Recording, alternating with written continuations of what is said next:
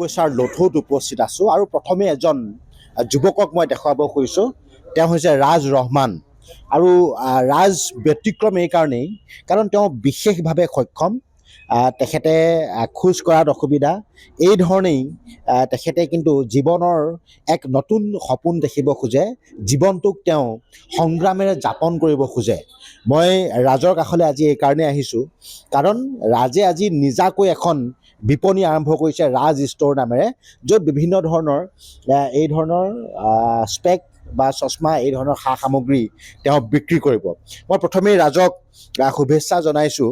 নাওবৈচা মহাবিদ্যালয়ৰ মাজত স্নাতকোত্তৰ ছাত্ৰ, গতিকে মই ভাবিছোঁ মই এনেকৈ থকাতকৈ মানে অকণমান যদি নিজে কিবা এটা কৰিব পাৰোঁ, তো তাৰ কাৰণে মই আপোনাৰ অকণমান সৰুকৈ এখন বিপণী খুলিছোঁ। আশা কৰোঁ যাতে ৰাইজে সকলোৱে সহায় সহযোগ কৰিব। নিশ্চয় ৰাজক নিশ্চয়কৈ সহায় কৰিব। মই আৰু কেইটামান কথা কৈ ল'ব খুজিছোঁ যে ৰাজে যিখিনি সময় পায় সেই অন্যান্য সময়খিনি তেওঁ ল'ৰা ছোৱালীক টিউশ্যন কৰে। হয়, এই দোকানখন খোলাৰ ক্ষেত্ৰত মোক বহুত মানুহে মানে সহায় কৰিছে। সঁচা কথা ক'ব গ'লে মই এতিয়া লোন লৈছিলোঁ, লোন লৈ পিনি মই আজি এখন বিপণীখন আৰম্ভ কৰিছোঁ।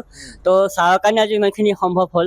তাৰ লগতে মোক সহায় কৰিছে মোৰ নিজৰ ঘৰৰ দেউতা মা, তেখেতলোকৰ আশীৰ্বাদ। গতিকে সমূহ অসমবাসী ৰাইজৰ আশীৰ্বাদ লৈ আজি মই আৰম্ভ কৰিছোঁ। গতিকে আশা কৰোঁ সমূহ ৰাইজে আশীৰ্বাদ কৰিব, এজন ভাল মানে ব্যৱসায় কৰিব পাৰোঁ। নিশ্চয়কৈ। আৰু ৰাজে গানো গায়।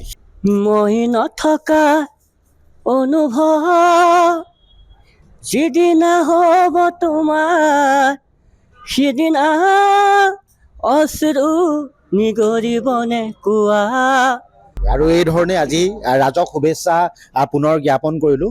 আৰু DD নিউজৰ তৰফৰ পৰাও এই ধৰণে ইতিবাচক চিন্তাৰে যে এজন বিশেষভাৱে সক্ষম যুৱকে নিজৰ জীৱনটোক উজ্জ্বলাই তুলিবৰ কাৰণে এই ধৰণে আপ্ৰাণ চেষ্টাত ব্ৰতী হৈছে, সেইটো খুব গুৰুত্বপূৰ্ণ। আৰু পুনৰবাৰ তেওঁক শুভেচ্ছা জনাই এই বিশেষ প্ৰতিবেদনৰ পৰা মই বিদায় লৈছোঁ।